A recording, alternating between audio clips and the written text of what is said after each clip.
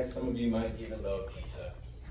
And just pretty much about this topic of love, it just like Kathy explained, just how love can be all sorts of different things. But when it comes to God's greatest gift, it's ultimately about love. You can hear about different themes and different stories along the Bible, and all along it, you can still sense that presence of love. And we're going to break down pretty much to me 1 Corinthians chapter 13, and it goes, "Though I speak with the tongues of men and angels, but have not love, I have become sounding brass or clanging cymbal."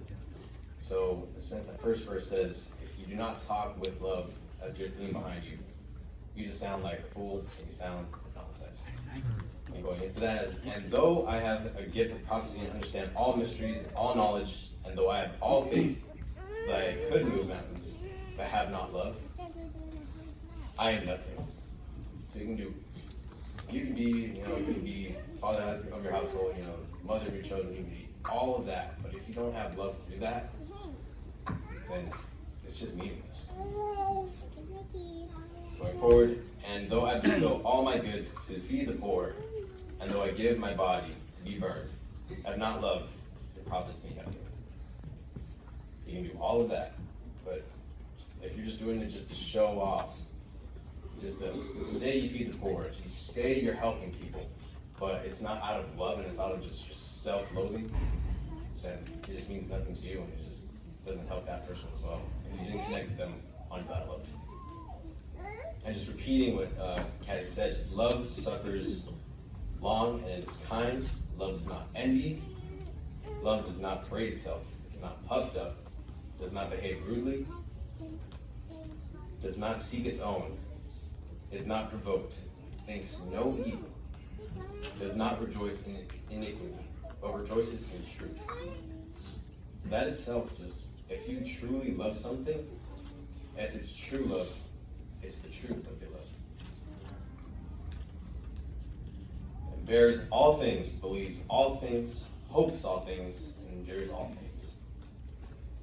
So it can be the most toughest season for you. Maybe this year was the toughest season for you. Maybe 2019 was just not your year. And maybe those trials and tribulations were a little bit harder than you thought. But know this, even though through all of that, that same reoccurring theme just comes back to itself. And that's love. It's a love of self-love, and be self-love. Like, I got this. I know we can do this. I know through faith within Him, He can carry me through the toughest waters. And then it explains how love never fails, but where there are prophecies, they will fail. Whether there are tongues, they will cease. Whether there is knowledge, it will vanish away. For we know in part and prophesy, and in part, but when that which is perfect has come, then that which is part will done away. Because love never fails.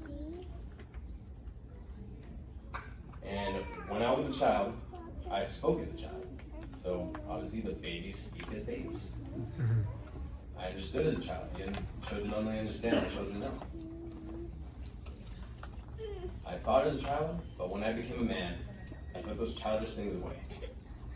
And thus you became in more understanding, is what it means. For now we see in a mirror, dimly, then face to face. Now I know in part, but then I shall know, just as I am also my own. And now abide faith, hope, and love. And out of those three things, but the greatest of these is love. So surrounding this whole, I know everyone has a favorite verse, but around pretty much the whole theme, just always occurring in the Bible, is just the theme of love. And I'm pretty sure everyone always has that favorite verse. Let's see. The most common one, John 3:16. Everyone knows that one. For God so loved the world that He gave His only Son. Whoever believes in Him should not perish but have eternal life. In turn, God loves us. And knowing that God loves us, He did the greatest sacrifice. Was that He sacrificed His own Son because He loves us. And some manuscripts take the first part of this, and it's people can say like, oh wow, like he gave up his only son, and now like that's how much he loves us. Like yes, he gave up his only son, and that's how much he loves us. And in turn, like thinking about that on our end, like would we be able to do the same? I mean, that's what God, in a sense, is like love is. I know in 1 Corinthians chapter 13 it says what love can entail. But there's more to that love can entail. In a sense, love is also commitment. And when it comes to commitment, it's two parties. On God, one end is God, the other is you. How does your love for God look when it comes to God loving you? Is it the same? Is it the same as God loving you as you loving God? I know it's this time of year where it's Thanksgiving and heading into the holiday season of just cheerfulness and lovingness. But with comes love comes the commitment of love and the things that follow within it. And just another love that is like greater love has no, in John 15:13, greater love has no one than this, that someone laid down his life for his friends. A greater love has no man. We could paraphrase this verse to read, like, no one has greater love than that which he or she would willingly die for their friend. Like, I would die for you. It's awesome that you would die for me, but would you change and live for me? Would you change your attitudes? Would you change the way you love people? Would you change just your heart and your spirit to just reflect on like what you really want to do with that love? And just another verse, one that I struggle with is also loving your enemies. One of the biggest ones is loving my enemies. That's something that I feel just because a few sermons ago, a pastor once said, who is the person you hate the most, and like, why do you hate that person? You thought deep down, and then after that he said, well, that's your relationship with God. And I just got so angry at that. I was like, whoa, man, no, that is not how I feel about God. But in Matthew 5:43, it's like, you have heard that it is said, love your neighbor and hate your enemy. But I tell you, love your enemies and pray for those who persecute you, that you may be children of your Father in heaven. He causes his sun to rise on the evil and good, and sends rain on the righteous and the unrighteous. So, even though they may be our enemies, it's hard to accept that, hey, God loves them too, even though they're our enemies. But then again, it entails what our reflection is love of our God. How does that look for us? Like I said, the way that God loves you, how does that look for you when you love God? Is it parallel? Is it the same? What does it look like? Is it reflective? Is it the same love when God loves you, you love him? Can you say that about yourselves?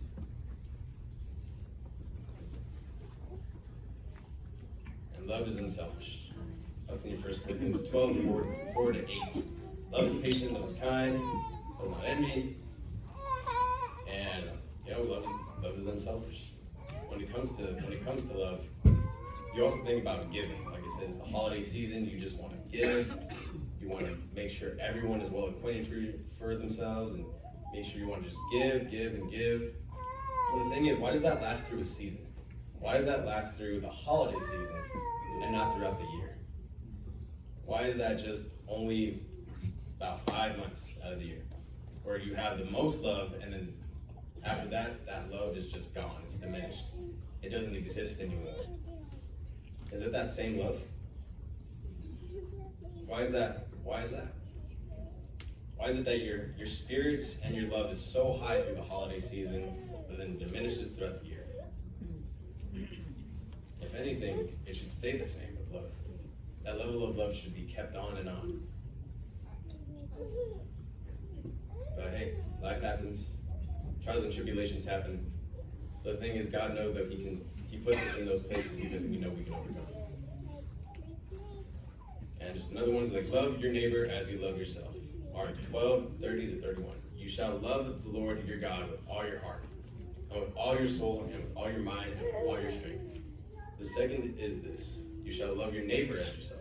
There's no greater commandment greater than these. And in that tells it's just love one another. Just treat each other how you want to be treated. That is the golden rule. Everyone just wants to be treated how they want to be treated. I want to be treated with self-respect. I want to be treated with respect, love, like don't have aggressiveness, just everything just going in a loving way, in a loving manner. And obviously that doesn't occur because people can get hurt. And the reason why there are those enemies and the reason why there are those people who are hurt so strongly is because it comes down to the point where they were hurt themselves and they were hurt and unloved. If you look at just all of the badness in the world, all of it, down to it.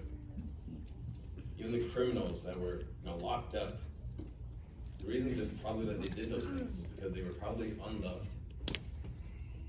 When it comes down to every single criminal, they were unloved. Every motive is because I wasn't able to have this in my life.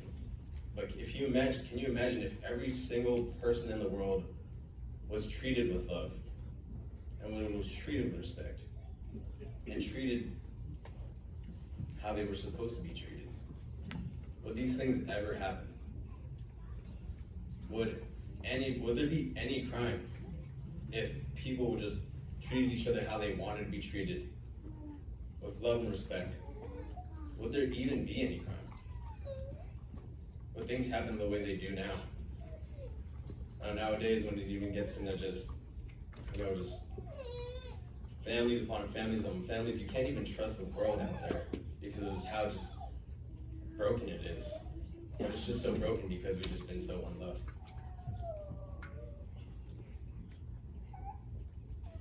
And ultimately, just love one another is how we can fix that. In John 13, 34 to 35, a new commandment I give you, that you love one another, just as I have loved you. You are also to love one another. By this, all people will know that you are my disciples, if you have love for one another. And that entails just love one another. Just treat people how you want to be treated. The love of God should be endless. Everyone should carry that love of God. Even if you grew up in that church, you had no idea why you're there, you just happen to be in that seat, there just happens to be that theme of just love. And with that, it's a responsibility as well. Even though it's a commitment on two parties, it's also a responsibility. Like, now that you have this love, it's a responsibility unto you to be giving it to those people who feel the unloved. Like I said, people go those separate paths. They go off the righteous paths. And why is that? Because they are unloved. Like I said, if everyone was treated with love, they were treated with respect, they were treated how they were supposed to be treated, there would be no criminals. And until it says now there's a commitment, there's a responsibility to carry that love forward to people who don't have that, who don't know it, who don't have that light. In John 14:15, if you love me, you will keep my commandments. So in that saying, even though you would say you love God, but if you break one commandment, that just turns your back on him. Like, if you love God and then you steal, that just turns your back on him. If you love God and then you go home and you just you just follow your lustful ways, you broke that love with God. At first glance, it doesn't appear to be worthy of being like anyone's top 10 list of Bible verses on love. But we display our love for others. Or we display our love for our, like I said, I mentioned our dog, our mom, our dad, heck, even pizza. But when it comes to the commandments, yes, we can forget. We can't even. Sometimes we won't even remember them in order. Sometimes we'll forget about the commandments entirely. But when it comes to the commandments, if you break one, that just shows like your love for God just didn't mean anything to you at all. And like I said, what does it look like when it's reflected on your heart? Is that love the same when the way God loves you versus you loving your God? And with love, it covers a multitude of sins. For 1 Peter 4:8, above all, keep loving one another earnestly, since love covers a multitude of sins. My friends have sometimes sinned against me too, but to display my love for them, I am willing to forgive them. With love comes forgiveness as well. Even though you've been hurt in the most painful spot, even though the worst has happened to you, like I said, 2019 just was not your year. It comes with love. Love of God. And just keeping that faith, knowing that everything's going to be okay. But the thing is, without faith, without acts, faith without acts is dead. So if you say you love something and you don't do anything that backs that up, that person just thinks that you don't have love within you. If you say, oh, I love doing this, I love doing that, and then you don't do that, do you love it after all? Is that just questionable on yourself as a person with that integrous spirit? If you say you love all these things and you don't follow through on them, it just goes to show that you don't love that thing that you said you followed through on. So within the speaking, just love comes integrity. Like if you say you love these things and you don't do them, do you love that thing after all? And also love of a friend. Like I said, love mom, dad, brother, sister, all different kinds of love. Proverbs 17:17, friend loves at all times, and brother is born of adversity. Love is a friend. Love is a friend.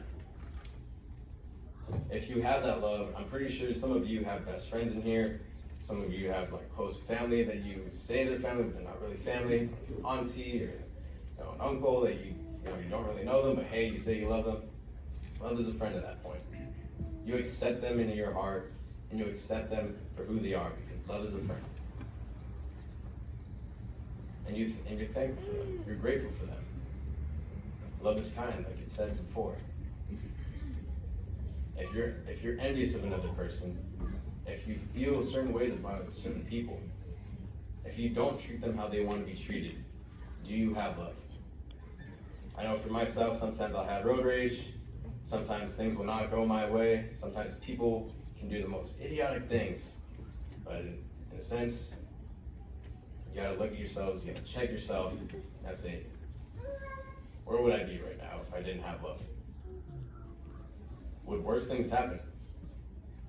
Like I said, there are criminals in the world who are the criminals they are because they have not felt love. And then there comes from friend, love is a friend, there's marital love. In Genesis 29:20, Jacob served 7 years to get Rachel, but they seemed like only a few days to him because his love for her. Years went by as days. Like, years went by as days when it came from Jacob to loving Rachel. You know, husband and wives, love is reflective of Christ's love for the church, and the church of her bridegroom. No, husbands, love your wives as Christ loved the church and gave himself up for her, that he might sanctify her, having cleansed her by washing of water with the word, so that he might present the church to himself in splendor, without spot on, wrinkle, or any such thing, that she might be holy, and without blemish. In the same way, husbands should love their wives as their own bodies. He who loves his wife loves himself. So when it comes to marital love, if you feel like your partner, your spouse, if you feel like they're not feeling loved, it's just a reflection on yourselves. If you feel like if you think they're not feeling loved, you can't just be like, oh well, I'm loving you as much as I can, but if they're not feeling that same way, that means it's just a reflection on you. If you say you're loving them, but they're not feeling loved, are you truly loving them? It says here, he who loves his wife loves himself. how are you feeling yourself as a person? What is it? Do you feel like your marriage does still have that love in it? Do you feel loved as well? And everything that I'm saying, I don't want to get a personal level, but it's just a reflection of yourself. I don't say these things to hurt you, to blaspheme you. I don't say these things out of anger to you. I just want you to know, like, I'm just a messenger from God, and I said before, I'm just a tool from Him. And I just want to be able to spread that message so you can learn and just to spread to those who don't have that love like I'm talking about. And to me, these are one of the most important verses. You know, like I said, everyone has a different verse. Everyone has their certain verses that they love the most. But when it comes to 1 Corinthians, chapter 4, it just talks about like the different things of love. The thing is with love, like I said, it comes integrity, it becomes responsibility, and it becomes a commitment. If you are loved, you must in turn spread that love as well. And not to romanticize love. Not like I said, there are different types of love. But ultimately, when it comes to the love, make sure the love that you are taught, you are given, you spread that to those that don't have it. And even if they do have it, please continue to just have that love. Have that love for the Lord. Have that love for one another. And remember to just always stay that way. Like I said, when it comes to the seasons, love is just boom. It's just on a high. It's just on a high. But is that love going to be the same if you were to have a car accident? Is that love going to be the same, in sickness? Is that love going to be the same when the finances are down the hatch? Is that love going to be the same? Are you going to question it? Are you going to say, God, why me? Well, honestly, like I said before, God knows why He puts you in places, because He knows you can overcome them. Like I said before, it was hard for me to accept some of my enemies, but in turn, if I were to retaliate and hurt those same enemies, that would have been my relationship with God. And He says, love one another as you love yourself. Just love one another, treat each other how you want to be treated. I hope to treat everyone going forward, love and respect, and I hope in turn that you do too. I just want to say thank you for having me up here, and I'm just going to close with this. Jesus, thank you for having me up on the stage like this. Like I said, it was humbled to be able to speak to this congregation among here. Thank you for having just love that you have to be endless, to just be infinite. And I just want you to spread it to everybody who is unable to have that love. And I just want to say, just love all of my brothers and sisters, and that they are able to hear your light, hear your voice, just to feel your love, so that going forward, they know what love is, and they know how to give it to everyone they cross. In Jesus' name we pray. Amen. Amen.